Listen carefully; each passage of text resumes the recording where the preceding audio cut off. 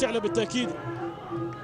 مباراة نقلت وهي محسوبة على أرضه، صعب أنك تخسر على مباراة محسوبة على لأرضك. يو بيونغ سو، الله الله، يو الكوري يسجل، الكوري يسجل من لمسة ببساطة، يسجل الكوري يو بيونغ سو قبل رحلة كوريا يجيبها الكوري، قبل رحلة كوريا يجيبها الكوري اللي راح يدلهم بكوريا، جابها ودلهم الطريق من الآن من هذه المباراة. شوف اللمسة ببساطة الكوري ركنها، هدف الهلال الثاني، هدف الهلال الثاني.